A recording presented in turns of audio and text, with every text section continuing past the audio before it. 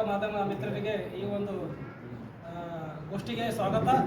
ನಾನು ಬಾಲಾಜಿ ಕಾಂಬ್ಳೆ, ದಲಿತ ವಿದ್ಯಾರ್ಥಿ ಪರಿಷತ್ ರಾಜ್ಯ ಸಂಚಾಲಕ, ಹಾಗೂ ನನ್ನ ಪಕ್ಕದಲ್ಲಿ ದಲಿತ ವಿದ್ಯಾರ್ಥಿ ಪರಿಷತ್ನ ಸಂಸ್ಥಾಪಕರು ಹಾಗೂ ರಾಜ್ಯ ಅಧ್ಯಕ್ಷರಾದಂಥ ಶ್ರೀನಾಥ್ ಪೂಜಾರಿ ಅವರು.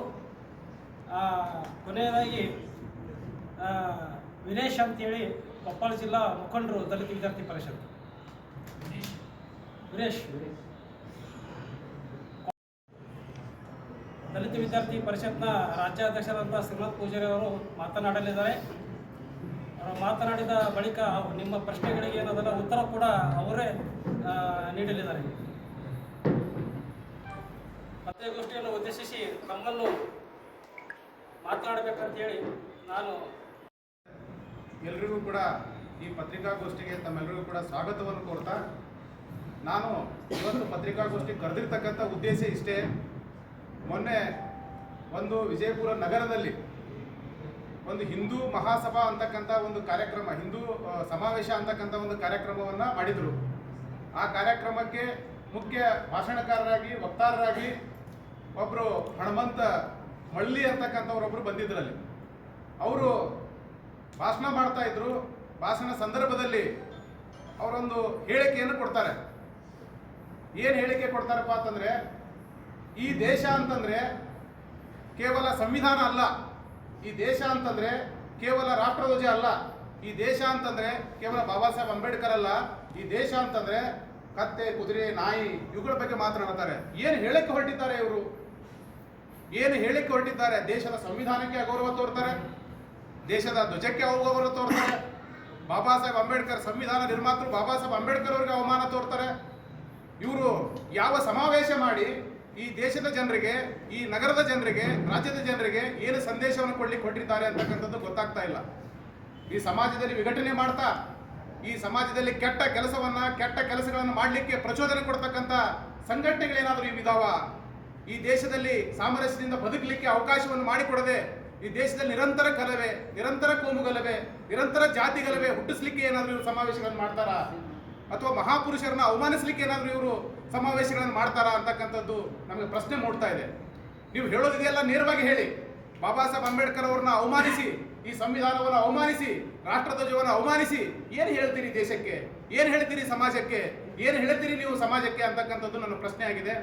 ಕೂಡಲೇ ಯಾರೇ ಹನುಮಂತ ಮಳಲಿ ಆಗಿರ್ಬೋದು, ಯಾರೇ ಆಗಿರ್ಬೋದು, ನೀವು ಕೂಡಲೇ ಕ್ಷಮೆ ಕೇಳಬೇಕು. ಈ ದೇಶದ ಸಂವಿಧಾನವನ್ನು ಅವಮಾನಿಸ್ತಾ ಇದ್ದೀರಿ, ಈ ದೇಶದ ಧ್ವಜವನ್ನು ಅವಮಾನಿಸ್ತಾ ಇದ್ದೀರಿ, ಬಾಬಾ ಸಾಹೇಬ್ ಅಂಬೇಡ್ಕರ್ ಅವರನ್ನು ಕೂಡ ನೀವು ಭಾಷಣದಲ್ಲಿ ಅವಮಾನಿಸಿದ್ದೀರಿ. ಇದು ಎಲ್ಲ ಸಾಮಾಜಿಕ ಜಾಲತಾಣದಲ್ಲಿ ಹರಿದಾಡ್ತಾ ಇದೆ. ಆದರೂ ಕೂಡ ನೀವು ಕ್ಷಮೆ ಕೇಳ್ತಾ ಇಲ್ಲ, ಉದ್ದಟತನವನ್ನು ತೋರ್ತಾ ಇದ್ದೀರಿ. ಏನು ಹಿಂದೂ ಸಮಾವೇಶ ಅಂತಂದ್ರೆ ಬಾಬಾ ಸಾಹೇಬ್ ಅಂಬೇಡ್ಕರ್ ಅವರಿಗೆ ಬೈಯೋದೇ ಹಿಂದೂ ಸಮಾವೇಶನಾ? ಹಿಂದೂ ಸಮಾವೇಶ ಅಂತಂದ್ರೆ ರಾಷ್ಟ್ರಧ್ವಜಕ್ಕೆ ಅವಮಾನಿಸೋದೇ ಹಿಂದೂ ಸಮಾವೇಶನಾ? ಏನಪ್ಪಾ ಅಂತ ಹಿಂದೂ ಸಮಾವೇಶಪ್ಪ ಅಂತಂದ್ರೆ ಕೇವಲ ಏನಪ್ಪಾ ಅಂತಂದ್ರೆ ನೀವು ಈ ರಾಷ್ಟ್ರದಲ್ಲಿ ಇರ್ತಕ್ಕಂಥ ಸಂವಿಧಾನವನ್ನು ಅವಮಾನಿಸೋದೇ ಹಿಂದೂ ಸಮಾವೇಶನಾ? ನಾನು ನಿಮ್ಮನ್ನು ಪ್ರಶ್ನೆ ಮಾಡ್ತೇನೆ, ಹಿಂದೂ ಸಮಾವೇಶಪ್ಪ ಅಂತಂದ್ರೆ ಏನು? ಹಿಂದೂ ಸಮಾವೇಶ ಯಾವಾಗ ಪ್ರಾರಂಭ ಆಯಿತು? ಹಿಂದೂಗಳು ಯಾವಾಗ ಹುಟ್ಕೊಂಡ್ರು ದೇಶದಲ್ಲಿ? ಹಿಂದೂಗಳು ಅಂತಂದ್ರೆ ಈ ಬಾಬಾ ಸಾಹೇಬ್ ಅಂಬೇಡ್ಕರ್ ಅವ್ರನ್ನ ಬಿಟ್ಟು ನೀವು ಹಿಂದೂ ಸಮಾವೇಶ ಕಟ್ತೀರಾ? ಈ ಸಂವಿಧಾನವನ್ನು ಬಿಟ್ಟು ಹಿಂದೂ ಸಮಾವೇಶ ಕಟ್ತೀರಾ? ಅಥವಾ ಏನಪ್ಪಾ ರಾಷ್ಟ್ರಧ್ವಜಕ್ಕೆ ಅವಮಾನಿಸಿ ನೀವು ಹಿಂದೂ ಸಮಾವೇಶ ಕಟ್ತೀರಾ ಅಂತಕ್ಕಂಥದ್ದು ನನ್ನ ಪ್ರಶ್ನೆ ಆಗಿದೆ. ನೀವು ಯಾರೇ ಆಗಿರಲಿ, ನೀವು ಹಿಂದೂಗಳ ಹೆಸರಿನಲ್ಲಿ, ಏನಪ್ಪಾ ಅಂತಂದ್ರೆ ಧರ್ಮದ ಹೆಸರಿನಲ್ಲಿ ನೀವು ಸಂಘಟನೆ ಮಾಡಲಿಕ್ಕೆ ಸಂವಿಧಾನ ನಿಮ್ಗೆ ಹಕ್ಕು ಕೊಟ್ಟಿದೆ. ಮಾತನಾಡುವಂಥ ಎಲ್ಲ ಹಕ್ಕುಗಳನ್ನು ವಾಕ್ ಸ್ವಾತಂತ್ರ್ಯ ಕೊಟ್ಟಿದೆ. ವಾಕ್ ಸ್ವಾತಂತ್ರ್ಯ ಕೊಟ್ಟಿರ್ತಕ್ಕಂಥ ಸಂವಿಧಾನವನ್ನೇ ನೀವು ಅವಮಾನಿಸ್ತೀರಪ್ಪ ಅಂತಂದ್ರೆ ನಿಮ್ಗೆ ಎಂಥ ಲಜ್ಜೆಗೆಟ್ಟವರಾಗಿರ್ಬೋದು. ನೀವು ಎಂಥ ಲಜ್ಜೆಗೆಟ್ಟು ಸಮಾವೇಶವನ್ನು ಮಾಡ್ತಾ ಇದ್ದೀರಿ. ಆ ಸಮಾವೇಶ ಪಾತಿ ಎಲ್ಲರನ್ನು ಒಳಗೊಳ್ಳುವ ರೀತಿಯಲ್ಲಿ ಇರಬೇಕೆ ಹೊರತು ಒಂದು ವರ್ಗವನ್ನ ಬೈದು, ಒಂದು ದೇಶವನ್ನ, ಸಂವಿಧಾನವನ್ನ ಅವಮಾನಿಸಿ, ರಾಷ್ಟ್ರಧ್ವಜವನ್ನ ಕಡೆಗಣಿಸಿ ಯಾವ ಸಮಾಜವನ್ನು ನೀವು ಕಟ್ಟಲಿಕೊಟ್ಟಿದ್ದೀರಿ? ನಾವು ಮತ್ತೆ ಮತ್ತೆ ನಿಮಗೆ ಎಚ್ಚರಿಕೆಯನ್ನು ಕೊಡ್ತೇವೆ. ಕೂಡಲೇ ನೀವು ಕ್ಷಮೆ ಕೇಳಬೇಕು. ಬಾಬಾ ಸಾಹೇಬ್ ಅಂಬೇಡ್ಕರ್ ಅವರಿಗೆ, ಸಂವಿಧಾನಕ್ಕೆ ಮತ್ತು ಏನಪ್ಪಾ ರಾಷ್ಟ್ರಧ್ವಜಕ್ಕೆ ಅವಮಾನಿಸಿದ್ದೀರಿ. ಕೂಡಲೇ ನೀವು ಏನಪ್ಪಾ ಕ್ಷಮೆ ಕೇಳಬೇಕು. ಕ್ಷಮೆ ಕೇಳೋದ್ರ ಮುಖಾಂತರ ನೀವು ಮುಂದಿನ ಸಮಾವೇಶವನ್ನು ಮಾಡಬೇಕು. ಒಂದು ವೇಳೆ ಕ್ಷಮೆ ಕೇಳದೇ ಇದ್ರೆ ಖಂಡಿತವಾಗಲೂ ಕೂಡ ನಾವು ಕೂಡ ನಿಮ್ಮ ಮೇಲೆ ಏನು ಮಾಡ್ಲಿಕ್ಕೆ ಸಾಧ್ಯದ ಎಲ್ಲವನ್ನು ಕೂಡ ನಾವು ಮಾಡ್ತೇವೆ. ಕಾನೂನಾತ್ಮಕ ಹೋರಾಟ ಮಾಡ್ತೇವೆ. ಇಲ್ಲಪ್ಪ ಅಂತಂದ್ರೆ ಸಾಮಾಜಿಕ ಹೋರಾಟವನ್ನು ಕೂಡ ಕಟ್ಟಬೇಕಾಗ್ತದೆ. ನೀವು ಹಿಂದೂಗಳಪ್ಪ ಅಂತಂದ್ರೆ ಕೇವಲ ಒಂದು ವರ್ಗವನ್ನ ದ್ವೇಷಿಸಿ, ಸಂವಿಧಾನವನ್ನು ಅವಮಾನಿಸಿ ನೀವೇನು ಕಟ್ಲಿಕ್ಕೆ ಕೊಟ್ಟಿದ್ದೀರಲ್ಲ, ಇದು ಅತ್ಯಂತ ಕೆಟ್ಟ ಸಂಸ್ಕೃತಿ, ದೇಶವನ್ನು ಒಡೆಯುವ ಸಂಸ್ಕೃತಿ. ನೀವು ಯಾವ ಬೇಸ್ನಿಂದ ಬಂದಿದ್ದೀರಿ? RSS ಹಿನ್ನೆಲೆಯಿಂದ ಬಂದಿದ್ದೀರಿ. RSS ನಿಮ್ಮ ಕಚೇರಿ ಮೇಲೆ ರಾಷ್ಟ್ರಧ್ವಜ ಹಾಕ್ಲಿಲ್ಲ, ಓಕೆ, ನೀವು ರಾಷ್ಟ್ರಧ್ವಜ ಹಾಕ್ಲಿಲ್ಲ ಅಂತಂದ್ರೆ ರಾಷ್ಟ್ರಧ್ವಜಕ್ಕೆ ಅವಮಾನಿಸಿದ್ದೀರಿ ಅಂತಾನೆ ಅರ್ಥ. ಆದರೆ ಎಷ್ಟು ವರ್ಷಗಳ ಕಾಲ ನೀವು ಸಂಘದ ಕಚೇರಿಯಲ್ಲಿ ನೀವೇನಪ್ಪ ರಾಷ್ಟ್ರಧ್ವಜವನ್ನು ಹಾಕಲಿಲ್ಲ? ಅದನ್ನ ನಾವು ಏನಪ್ಪ ಅಂತ ನಿಮ್ಮನ್ನು ಪ್ರಶ್ನೆ ಮಾಡ್ತೇವೆ. ಪ್ರಶ್ನೆ ಮಾಡದ ಕಾರಣಕ್ಕಾಗಿ ರಾಷ್ಟ್ರಧ್ವಜ ಮಾತ್ರ ಏನಪ್ಪಾ ಅಂದ್ರೆ ದೇಶದ ಸಂವಿಧಾನ ಅಲ್ಲ ಅಂತ ಹೇಳ್ತೀರಿ, ರಾಷ್ಟ್ರಧ್ವಜ ಮಾತ್ರ ದೇಶ ಅಲ್ಲ ಅಂತ ಹೇಳ್ತೀರಿ, ಸಂವಿಧಾನ ಮಾತ್ರ ದೇಶ ಅಲ್ಲ ಅಂತ ಹೇಳ್ತೀರಿ. ಮತ್ತೆ ನೀವು ಯಾವ ಸಂವಿಧಾನದ ಮೇಲೆ ದೇಶ ಕಟ್ಟಲಿಕ್ಕೆ ಹೊಟ್ಟಿದ್ದೀರಿ? ನೀವು ಯಾವ ಸಿದ್ಧಾಂತದ ಮೇಲೆ ದೇಶ ಕಟ್ಟಲಿಕ್ಕೆ ಹೊಟ್ಟಿದ್ದೀರಿ? ಮತ್ತೆ ನೀವು ಯಾವ ಮಹಾತ್ಮರನ್ನ ನೀವು ಏನಪ್ಪಾ ಅಂದ್ರೆ ದೇಶದಲ್ಲಿ ವಿಜೃಂಭಿಸ್ಲಿಕ್ಕೆ ಹೊರಟಿದ್ದೀರಿ? ನೀವು ಯಾವ ಮಹಾತ್ಮರನ್ನ ಈ ದೇಶದಲ್ಲಿ ವಿಜೃಂಭಿಸ್ಲಿಕ್ಕೆ ಹೊರಟಿದ್ದೀರೋ ಅವ್ರಿಗೆ ಹಿನ್ನೆಲೆನೇ ಇಲ್ಲ. ಅವ್ರು ಯಾರು ಕೂಡ ದೇಶಕ್ಕಾಗಿ, ಈ ಜನರಿಗಾಗಿ, ಭಾರತ ದೇಶವನ್ನು, ಭಾವೈಕ್ಯ ಭಾರತವನ್ನು ಕಟ್ಟಲಿಕ್ಕಾಗಿ ಅವರು ಶ್ರಮಿಸೇ ಇಲ್ಲ. ಭಾರತ ದೇಶವನ್ನು ವಿಘಟನೆ ಮಾಡಲಿಕ್ಕೆ ಶ್ರಮಿಸಿರ್ತಕ್ಕಂಥವ್ರು ನಿಮಗೆ ನಾಯಕರಾಗ್ತಾರೆ. ಭಾರತ ದೇಶವನ್ನು ಒಡಿಲಿಕ್ಕೆ ಪ್ರಯತ್ನ ಮಾಡಿರ್ತಕ್ಕಂಥವ್ರು ನಿಮಗೆ ನಾಯಕರಾಗ್ತಾರೆ. ಅವರ ಸಿದ್ಧಾಂತದ ಮೇಲೆ ಭಾರತವನ್ನು ಕಟ್ಟಲಿಕ್ಕೆ ಹೊರಡ್ತೀರಿ. ಅವ್ರ ಹಿನ್ನೆಲೆಯನ್ನು ಒಂದು ಸರಿ ನೋಡಿ. ಏನಪ್ಪಾ ಅಂತ ನೀವೆಲ್ಲ ಕಟ್ಟಿರ್ಬೋದು, 100 ವರ್ಷ ಸುಳ್ಳನ್ನ ಹೇಳಿ ಜನರ ಮನಸ್ಸಿನಲ್ಲಿ ವಿಷವನ್ನ ಬಿತ್ತಿ ನೀವೇನಪ್ಪಾ ಅಂತಂದ್ರೆ ದೇಶದಲ್ಲಿ ಒಂದು ಸಂಘಟನೆಯಾಗಿ ಎದ್ದು ನಿಂತಿರ್ಬೋದು. ಆದ್ರೆ ಅದಕ್ಕೂ ಒಂದು ಅಂತ್ಯ ಅನ್ನೋದಿರ್ತದೆ. ಆ ಅಂತ್ಯ ಕಾಲದಲ್ಲಿ ವಿಪರೀತ ಬುದ್ಧಿ ಅನ್ನುವ ಹಾಗೆ ಏನಪ್ಪಾ ಅಂತ ನಿಮ್ಗೆ ಏನಪ್ಪಾ ಅಂತ ಕೊನೆಗಾಲದಲ್ಲಿ ನಿಮ್ಗೆ ವಿಪರೀತ ಬುದ್ಧಿ ಬಂದಿದೆ. ಭಾರತ ದೇಶದಲ್ಲಿ ಬಾಬಾ ಸಾಹೇಬ್ ಅಂಬೇಡ್ಕರ್ ಅನ್ನೋ ಕೆಣಕ್ತಿರಲ್ರಿ ನೀವು. ಸ್ವಾತಂತ್ರ್ಯ ಏನಪ್ಪಾ ಅಂತಾನೆ ಇದು ದೇಶದ ಸಂವಿಧಾನವನ್ನು ಅಲ್ಲಗಳಿತೀರಲ್ಲ, ಈ ದೇಶದ ರಾಷ್ಟ್ರ ಧ್ವಜವನ್ನು ಅಲ್ಲಗಳಿತೀರಲ್ಲ. ಎಂತಹ ದುರಂತ ನೀವು. ಇಂದು ಭಾರತ ದೇಶದಲ್ಲಿ ಏನಪ್ಪಾ ಅಂತಾನೆ ನಾವು ಜನವರಿ 26 ಗಣರಾಜ್ಯೋತ್ಸವವನ್ನು ಆಚರಣೆ ಮಾಡ್ತಾ ಇದ್ದೇವೆ. ಆದ್ರೆ ಮೊನ್ನೆ ದಿನ ಏನಪ್ಪಾ ಅಂತಾರೆ ಸಂವಿಧಾನದ ಧ್ವಜವನ್ನ ಅವಮಾನಿಸಿ ಅವರು ಭಾಷಣ ಮಾಡ್ತಾರೆ. ಇದು ಎಂತ ವಿಪರ್ಯಾಸ. ಆ ಕಾರಣಕ್ಕಾಗಿ ನಾ ಎಲ್ಲರಿಗೂ ಕೂಡ ಸಮಾಜದಲ್ಲಿ ಎಚ್ಚರಿಕೆಯನ್ನ ನಾನು ಏನಪ್ಪಾ ಅಂದ್ರೆ ಅವರಿಗೆ ಕೊಡ್ಲಿಕ್ಕೆ ಪ್ರಯತ್ನ ಮಾಡ್ತೇನೆ. ಸಮಾಜದ ಪರವಾಗಿ ಮಾತನಾಡಲಿಕ್ಕೆ ಪ್ರಯತ್ನ ಮಾಡ್ತೇನೆ. ಸಮಾಜದ ಬಂಧುಗಳೇ, ನಾವೆಲ್ಲರೂ ಕೂಡ ಇಲ್ಲೇ ಬದುಕಬೇಕಾಗಿದೆ. ದೇಶದಲ್ಲಿ ನಾವೆಲ್ಲರೂ ಕೂಡ ಭಾವೈಕ್ಯತೆಯಿಂದ ಬದುಕಬೇಕಾಗಿದೆ. ಅಣ್ಣ ತಮ್ಮಂದಿರಿಗೆ ಬದುಕಬೇಕಾಗಿದೆ. ರಾಷ್ಟ್ರ ಧ್ವಜಕ್ಕೆ ಗೌರವಿಸಬೇಕಾಗಿದೆ. ಸಂವಿಧಾನವನ್ನು ಉಳಿಸ್ಕೊಳ್ಬೇಕಾಗಿದೆ. ಆದ್ರೆ ಇಲ್ಲೊಬ್ರು ಮಾತನಾಡ್ತಾರೆ, ಈ ಸಂವಿಧಾನ ದೇಶ ಅಲ್ಲ, ಈ ರಾಷ್ಟ್ರಧ್ವಜ ದೇಶ ಅಲ್ಲ, ಅಂಬೇಡ್ಕರ್ ದೇಶ ಅಲ್ಲ. ಅದು ಯಾರು ನಿಮಗೆ ದೇಶ? ದೇಶ ಅಂತಂದ್ರೆ ಏನು ನಿಮಗೆ? ಮತ್ತೆ ಇವ್ರನ್ನ ಬಿಟ್ಟು ನಾವು ಕಟ್ಟೋದಾದ್ರೆ ಏನು? ಇದು ನನ್ನ ಪ್ರಶ್ನೆ ಆಗಿದೆ. ಆ ಕಾರಣಕ್ಕಾಗಿ ನನ್ನ ಜನಪ್ರಿಯ ಎಲ್ಲ ಸುದ್ದಿ ಮಾಧ್ಯಮದ ಎಲ್ಲ ಮಿತ್ರರಲ್ಲಿ ಕೂಡ ಪ್ರಶ್ನೆ ಮಾಡ್ತೇನೆ. ಈ ಪ್ರಶ್ನೆಗಳನ್ನ ಸಮಾಜವನ್ನು ಕಟ್ಟುವ ರೀತಿಯಲ್ಲಿ ನೀವು ಕೂಡ ಕೇಳಬೇಕಾಗ್ತದೆ. ಇವುಗಳನ್ನ ಏನಪ್ಪಾ ಅಂದ್ರೆ ಸಮಾಜದಲ್ಲಿ ನೀವು ಕೂಡ ಬಿತ್ತರಿಸಬೇಕಾಗ್ತದೆ.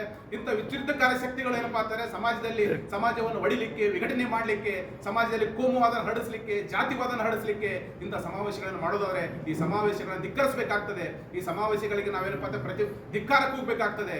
ಆ ಕಾರಣಕ್ಕಾಗಿ ನಾನು ಎಚ್ಚರಿಕೆಯನ್ನು ಕೊಡ್ತೇನೆ. ಕೂಡಲೇ ನೀವು ಎಚ್ಚೆತ್ತುಕೊಂಡು ಕ್ಷಮೆ ಕೇಳಬೇಕು. ಬಾಬಾ ಸಾಹೇಬ್ ಅಂಬೇಡ್ಕರ್ ಅವರನ್ನ ಸಂವಿಧಾನಕ್ಕೆ ಅವಮಾನಿಸಿದ್ದೀರಿ, ರಾಷ್ಟ್ರ ಧ್ವಜಕ್ಕೆ ಅವಮಾನಿಸಿದ್ದೀರಿ. ನೀವು ಕ್ಷಮೆ ಕೇಳಬೇಕು. ಕ್ಷಮೆ ಕೇಳೋದ್ರ ಮುಖಾಂತರ ನೀವು ಏನು ಹೇಳಿದೆಯೋ ನೇರವಾಗಿ ಸಮಾಜಕ್ಕೆ ಹೇಳಿ. ಸಮಾಜ ಒಪ್ಪಿಕೊಂಡ್ರೆ ನಿಮ್ ಜೊತೆಲಿ ಬರ್ತಾರೆ, ದ್ವೇಷಿದ್ರೆ ನಿಮ್ ಬಿಟ್ಟು ದೂರ ನಿಲ್ತಾರೆ. ಆದ್ರೆ ನೀವೇನ್ ಮಾಡ್ತಾ ಇದ್ದೀರಪ್ಪ ಅಂತ ಸುಳ್ಳನ್ನ ಹೇಳಿ ಅಫೀಮ್ ತರ ಕೊಟ್ಟು ಬಾಬಾ ಸಾಹೇಬ್ ಅಂಬೇಡ್ಕರ್ ಅವರನ್ನ ಗೌರವಿಸತಕ್ಕಂಥ ಒಂದು ವರ್ಗಕ್ಕೆ ನೋವಾಗಿದೆ. ಬಾಬಾ ಸಾಹೇಬ್ ಅಂಬೇಡ್ಕರ್ ಅವರನ್ನ ಪ್ರೀತಿಸೋರಿಗೆ ಒಂದು ವರ್ಗಕ್ಕೆ ನೋವಾಗಿದೆ. ರಾಷ್ಟ್ರ ಧ್ವಜವನ್ನ ಗೌರವಿಸತಕ್ಕಂಥ ಕೆಲವು ವರ್ಗದವರಿಗೆ ನೋವಾಗಿದೆ. ರಾಷ್ಟ್ರ ಧ್ವಜ ನಮ್ಮೆಲ್ಲರ ಅಸ್ಮಿತೆ, ದೇಶದ ಅಸ್ಮಿತೆ. ಅದನ್ನು ಕೂಡ ನೀವು ದೇಶ ಅಲ್ಲ ಅಂತಂದ್ರೆ ನಿಮ್ಗೆ ಯಾವುದು ದೇಶ? ನಿಮಗೆ ರಾಷ್ಟ್ರ ಧ್ವಜ ಬೇಡ ಅಂತಂದ್ರೆ ಮತ್ತೆ ಯಾವ ಧ್ವಜ ಬೇಕು ನಿಮಗೆ? ನೀವು ಎಲ್ಲಿಂದ ಒಂದು ಧ್ವಜವನ್ನು ತೆಗೆದುಕೊಂಡು ಬರ್ಲಿಕ್ಕೆ ಪ್ರಯತ್ನ ಮಾಡ್ತಾ ಇದ್ದೀರಿ?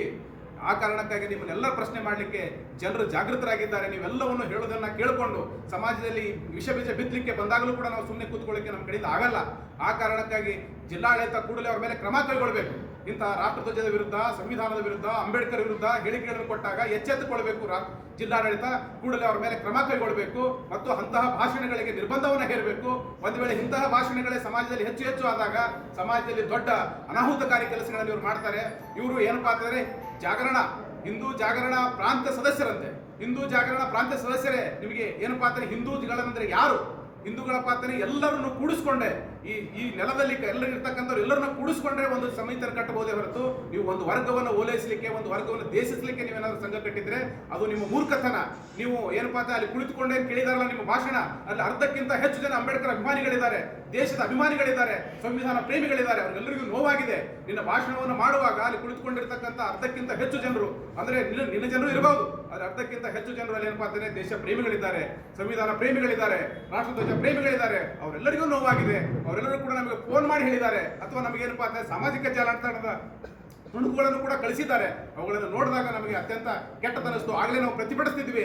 ಆದ್ರೆ ಏನಪ್ಪಾ ಅಂತಂದ್ರೆ ಅದೊಂದು ಕೋಮುವಾದ ಕಾರ್ಯಕ್ರಮ, ಅಲ್ಲಿ ನಾವು ಪ್ರತಿಭಟಿಸಬಾರ್ದು ಅಂತ ಹೆಸರು ಗೆದ್ದು ಬಂದ್ವಿ. ನಮಗೆ ಅತ್ಯಂತ ಅಸಹ್ಯ ಆಯ್ತು ಅಂತಕ್ಕಂಥ ಮಾತುಗಳನ್ನು ಕೂಡ ಅಲ್ಲಿ ಸೇರ್ಕೊಂಡಿರ್ತಕ್ಕಂಥ ಅಂಬೇಡ್ಕರ್ ಅಭಿಮಾನಿಗಳು ನಮ್ಗೆ ಹೇಳಿದ್ದಾರೆ. ಆ ಕಾರಣಕ್ಕಾಗಿ ಮುಂದಿನ ದಿನಮಾನದಲ್ಲಿ ಇದು ಹೀಗೆ ಮರುಕಳಿಸಿದ್ರೆ ಖಂಡಿತವಾಗ್ಲೂ ನಿಮಗೆ ದೊಡ್ಡ ಪೆಟ್ಟನ್ನು ಕೊಡಬೇಕಾಗ್ತದೆ, ಮತ್ತೆ ನಿಮ್ಗೆ ಎಚ್ಚರಿಕೆಯನ್ನು ಕೊಡಬೇಕಾಗ್ತದೆ ಅಂತಕ್ಕಂಥದ್ದು ನಾನು ಈ ಪತ್ರಿಕಾಗೋಷ್ಠಿ ಮೂಲಕ ನಿಮ್ಗೆ ಎಚ್ಚರಿಕೆಯನ್ನು ಕೊಡ್ತಾ ಇದ್ದೇನೆ. ಕೇಳ್ತಾರೆ, ಯಾಕಂತ ಕೇಳಿದ್ರೆ ಈ ದೇಶದ ಸಂವಿಧಾನಕ್ಕೆ ಅವಮಾನಿಸಿದ್ದಾರೆ, ಈ ದೇಶದ ರಾಷ್ಟ್ರಧ್ವಜಕ್ಕೆ ಅವಮಾನಿಸಿದ್ದಾರೆ, ಮತ್ತು ಮಾತಿನ ಬರದಲ್ಲಿ, ಜನರ ಚಪ್ಪಾಳೆಯ ಬರದಲ್ಲಿ ಹುಚ್ಚರ ತರ ಏನಪ್ಪಾ ಅದು ಉನ್ಮಾದಕ್ಕೆ ಒಳಗಾಗಿ ಸಂವಿಧಾನವನ್ನು ಗೌರವಿಸದೆ ಅವಮಾನಿಸಿದ್ದಾರೆ. ಆ ಕಾರಣಕ್ಕೆ ಉನ್ಮಾದದಿಂದ ಹೊರಗೆ ಬಂದಾಗ ವಾಸ್ತವ ಗೊತ್ತಾಗ್ತದೆ. ಆ ಕಾರಣಕ್ಕೆ ಕ್ಷಮೆ ಕೇಳ್ತಾರೆ. ಕ್ಷಮೆ ಕೇಳದಿದ್ರೆ ಅವರು ಮುಂದಿನ ದಿನದಲ್ಲಿ ಏನು ವಿಜಯಪುರ ನಗರದಲ್ಲಿ ಇನ್ನೂ ಸಮಾವೇಶವನ್ನು ಮಾಡ್ಲಿಕ್ಕೆ ಹೊರಟಿದ್ದಾರೋ ಆ ಸಮಾವೇಶ ಮಾಡ್ಲಿಕ್ಕೆ ನಾವು ಕೂಡ ಬಿಡಲ್ಲ. ನಾವು ಕೂಡ ಏನಪ್ಪಾ ಅಂತಂದ್ರೆ ಜಿಲ್ಲಾಡಳಿತಕ್ಕೆ ಸರ್ಕಾರಕ್ಕೆ ಮನವಿ ಕೊಡಬೇಕಾಗ್ತದೆ.